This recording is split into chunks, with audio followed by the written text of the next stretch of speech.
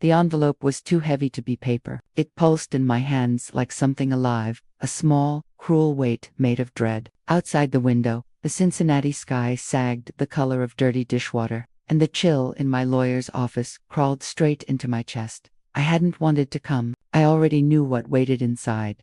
14 years of marriage, 2 children I had carried, raised, fought for, a home I believed we were building together, all of it stripped down to columns of numbers and merciless clauses arranged to legally how little of my life still belonged to me. Cora hadn't just left me. She had rewritten our entire story without me in it and made sure I signed my name at the bottom. My lawyer, Sylvia, watched me with a kindness that felt like a bandage on a gut wound, well-meaning but utterly insufficient. She'd been my rock through this whole nightmare, a fierce woman in her 50s who'd seen every trick in the book. But even she had been stunned into silence by the last set of demands. She tapped the envelope with a pen. "Lena, look at me. We can still fight this. We should fight this. He's not entitled to half of what he's asking for. The business, it's unconscionable. It's a power play. Pure and simple. He knows it'll break you."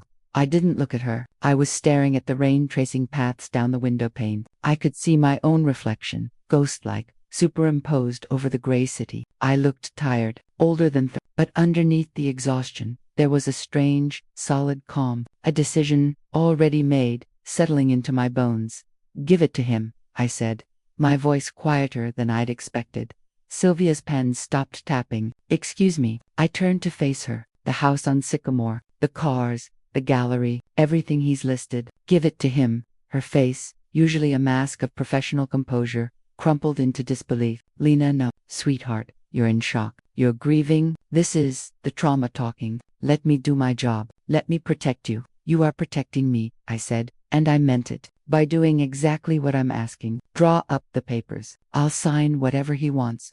She leaned forward, her voice dropping to a fierce whisper. "He is trying to erase you. He wants to walk away with the literal fruits of your labor and leave you with nothing but the clothes on your back. The gallery was your vision. You built that from a corner of your living room. I will not stand by and let him steal your life." A small, wry smile touched my lips. It felt foreign. "He's not stealing it, Sylvia. I'm handing it to him, and he has no idea what he's really taking." She searched my face, her sharp eyes missing nothing. For the first time, she saw it not defeat, not shock, but a deep, calculating patience. The color slowly returned to her cheeks. "What do you know?" I slid the envelope back across her polished desk. "Just trust me. When the time comes, everything will make sense." Asterisk, asterisk, asterisk. The official mediation was held in a conference room that smelled of lemon polish and resentment. Cora sat across the expansive mahogany table. His lawyer, a man named Riggs, with the smile of a used car salesman beside him. Cora looked like he'd stepped from the pages of a catalog for aspirational living. Cashmere sweater, perfectly trimmed beard, an aura of relaxed victory. He'd always been handsome. It was the first thing I'd noticed about him all those years ago at the arts festival, where I was selling my first shaky ceramic pieces, and he was buying a sculpture for his new downtown office. That charm had once felt like sunlight. Now it was a clinical, focused beam, designed to illuminate his triumph. He smiled at me as I sat, not the warm, crinkle-eyed smile that used to make my stomach flip. This was a cold, satisfied curve of the lips. He thought he'd won. He thought the woman who had loved him, supported him, built a family and a business beside him, was now a broken bird he could pluck clean. His lawyer began to speak, laying out their terms with the gusto of an auctioneer selling a prized heifer. The house, his design, his renovation, though my hands had painted every wall and planted every flower. The cars, the sleek electric sedan I used for client meetings, the rugged SUV he drove to the golf course. And then, the crown jewel, verdant gallery and studios, including all business assets, client lists, inventory, and the commercial property lease. Sylvia stiffened beside me. I placed a hand on her arm, a gentle pressure, steady. When Riggs finished, Cora's lawyer looked at me expectantly. "Your client's response." Sylvia, following the script we'd reluctantly agreed upon, sounded strained. "My client agrees to the terms." Riggs couldn't hide his surprise. Cora's smile flickered, just for a second. He'd expected tears. He'd expected a fight. He'd wanted the drama of breaking me. My quiet acquiescence was a note out of tune in his victory symphony. He leaned over and whispered to Riggs, who nodded, that cat with canary expression returning. They thought my silence was surrender. They thought my compliance was collapse. Oh, Cora, you never really knew me at all. The fallout was immediate and loud. My mother Alara called me that night, her voice shredded with tears, a celebrated tapestry artist, a woman who'd raised me alone after my father left, a warrior with threads of silver in her hair and steel in her spine. She was weeping. Lena, baby, talk to me. Sylvia called. She's worried sick. She says you're giving him everything. The gallery, your gallery, the house we painted together. You can't. This isn't you. This is the hurt talking. Mom, I need you to trust me. Trust you. The word was a sob. You're handing your life over to a man who walked all over your heart. He doesn't deserve a single splinter from the floorboards. Let me come over. Let me help you fight. I'm not fighting, Mom. Not in the way you think. And I promise you, I know exactly what I do. And she was silent for a long moment. I could hear her fear, a tangible thing across the line, the fear that her daughter, always so resilient, had finally shattered by Brother Leo, showed up at my tiny rented apartment the next day. He's a building inspector, built like a linebacker with the protective instincts of a mother bear. He'd never liked Cora, had called him a polished parasite after their first meeting, but he'd bitten his tongue for 14 years for my sake. He wasn't biting it now. He stood in my kitchen, dwarfing the space. You're telling me you're just letting him walk? With the house I helped you with the business you built from the ground up, the business that paid for his fancy suits and his club memberships, you're just handing it over? Yes.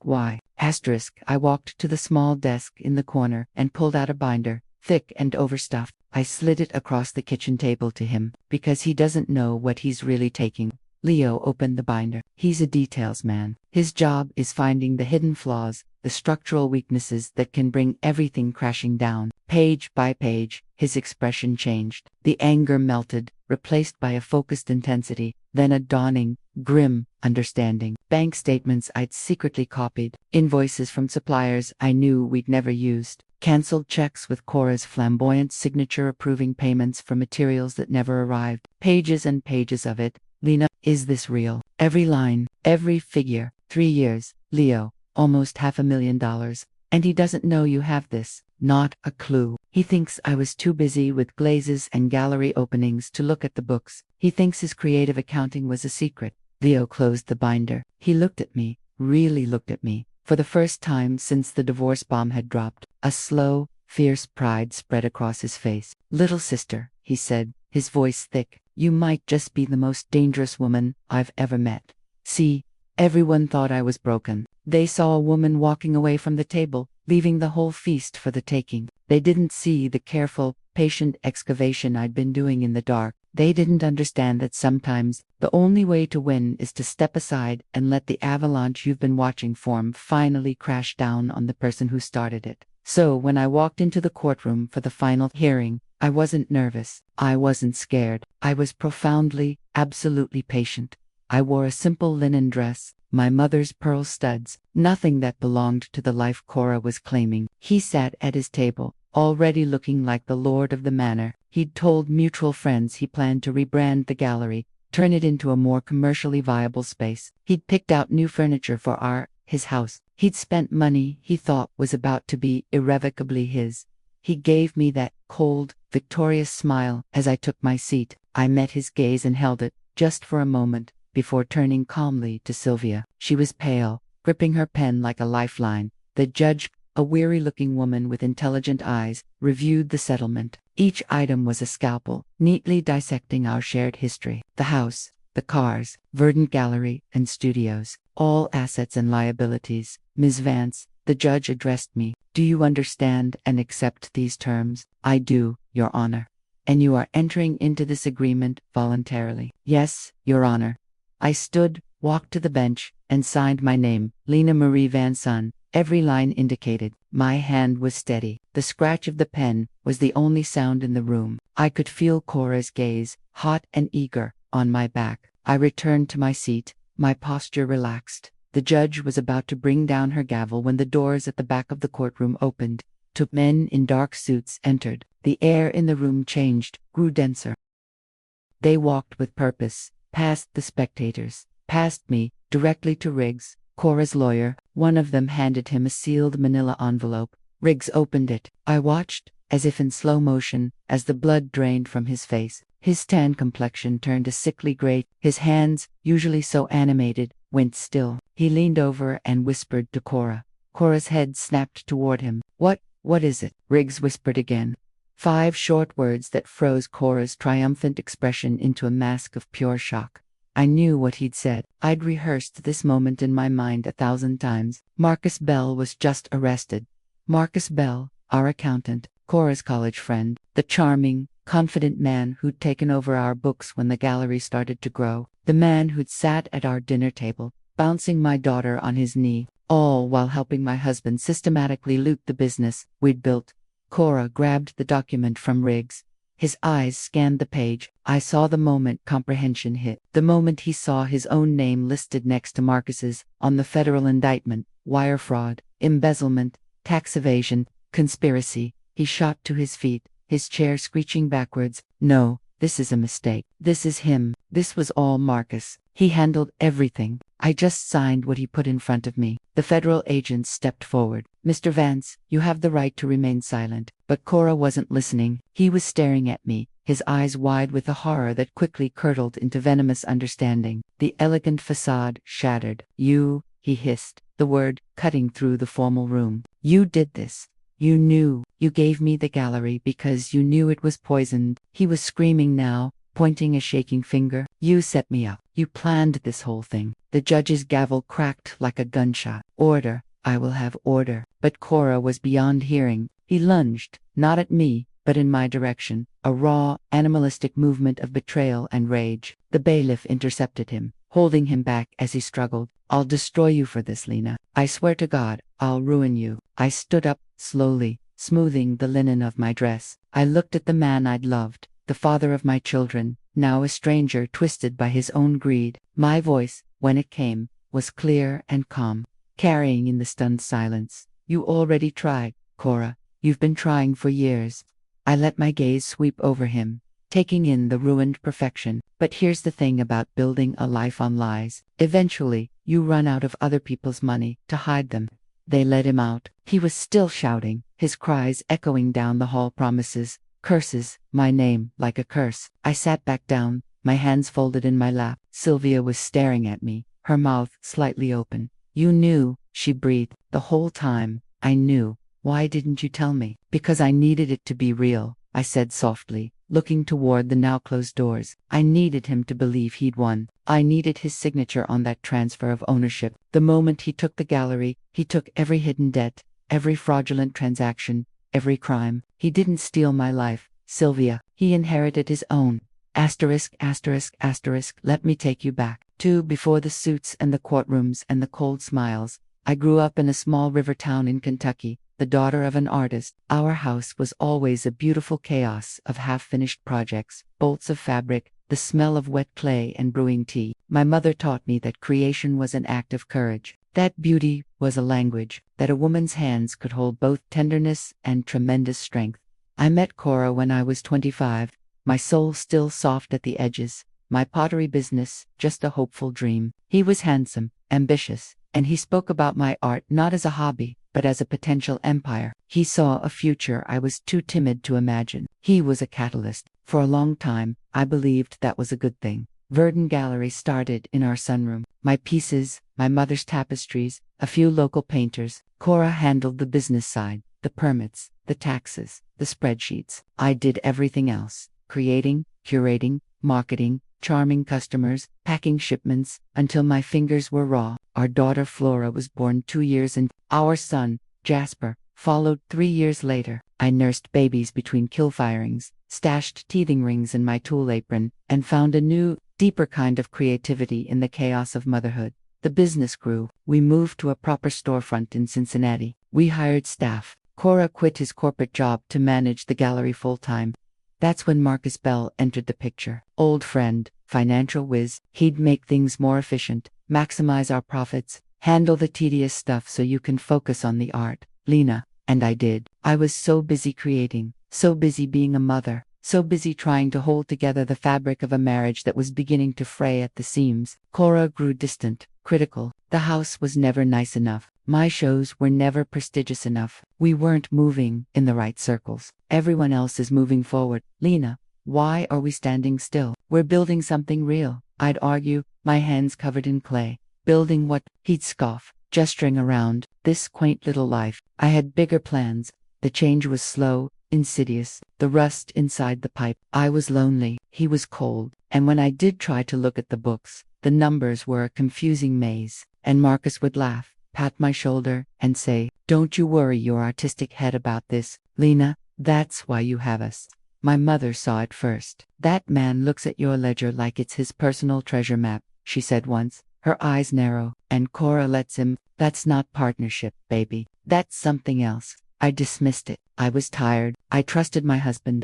The discovery wasn't dramatic. It was a Tuesday. I was looking for a specific invoice from a clay supplier for a tax deduction. In a rarely opened digital folder, I found the file with a vague name. Inside were invoices for things we'd never ordered, exotic hardwood for displays we didn't have, a massive commercial-grade printer we never received, thousands in consulting fees to companies with hollow web-only addresses, and the approvals were all signed by Cora. My bluff didn't run cold. It crystallized. This was the missing piece. The reason we were always cash flow poor despite good sales. The reason my dream felt so heavy. I didn't confront him. An artist knows the value of patience, of watching the form emerge from the raw material. I started digging. Quietly, during nap times late at night, I copied statements, I tracked payments, I followed digital trails until I had the full, ugly picture, a coordinated, 3-year siphon, our lifeblood diverted into accounts I'd never seen, for a future I was evidently not part of.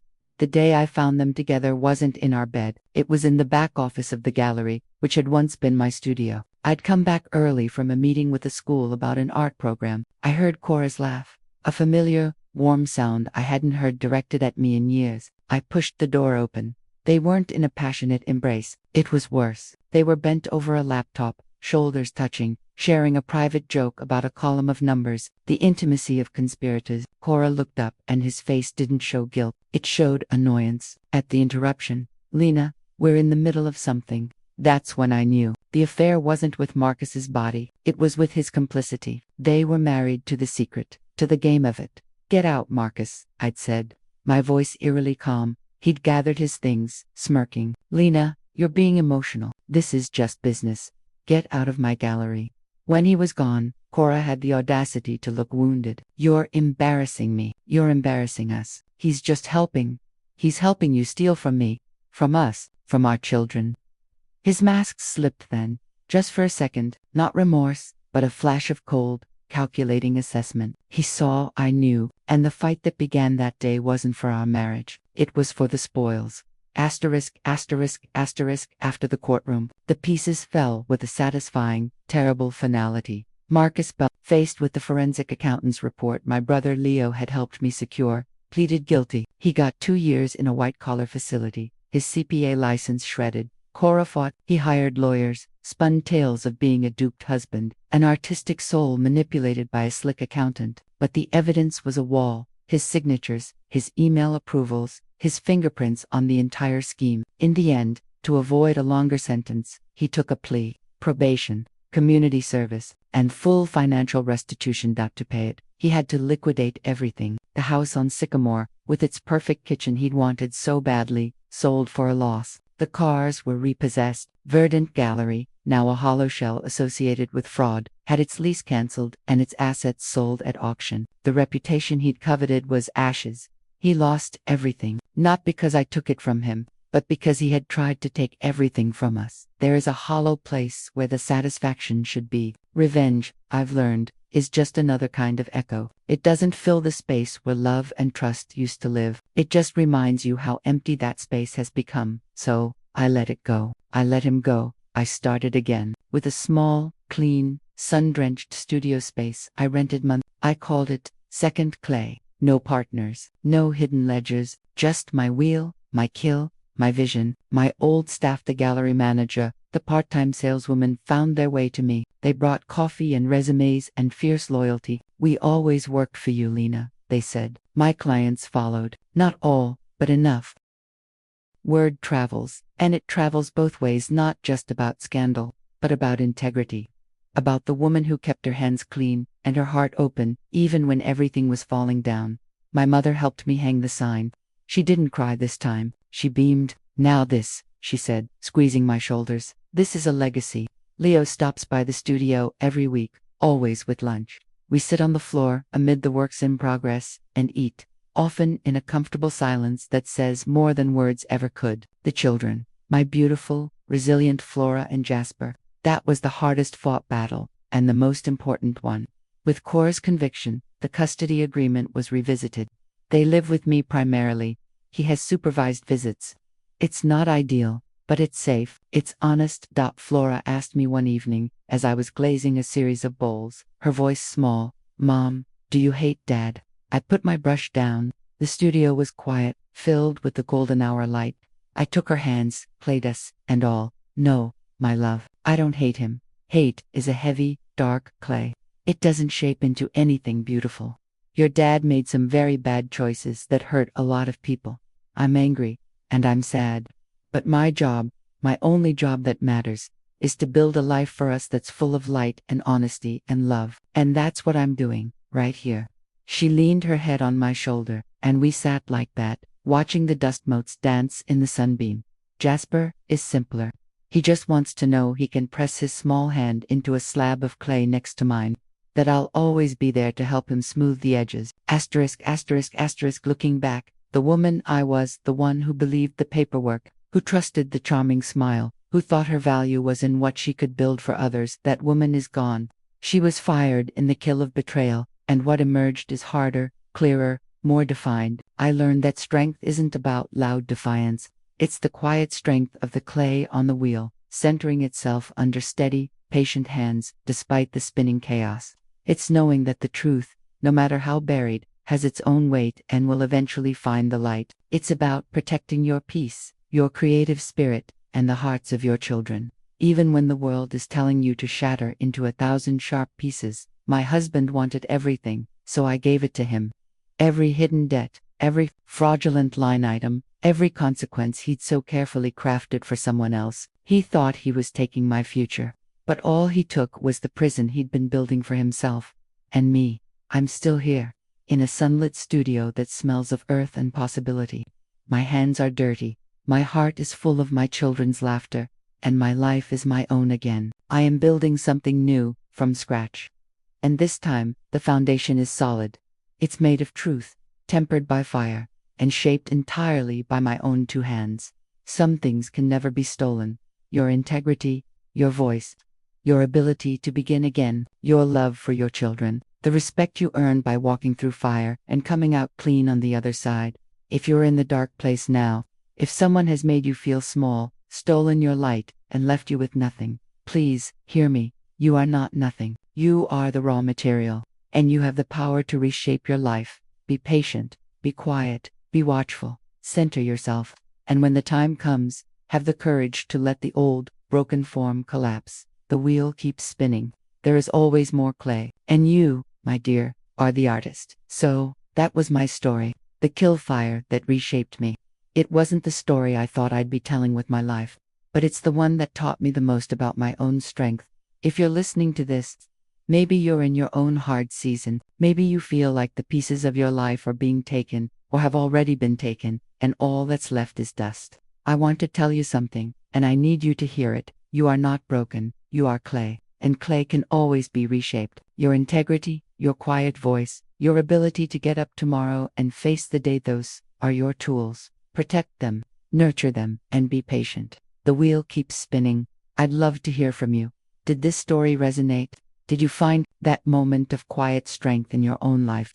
Drop a comment below and tell me one small thing you're rebuilding, or one truth you're holding on to. Sometimes, just saying it out loud is the first step.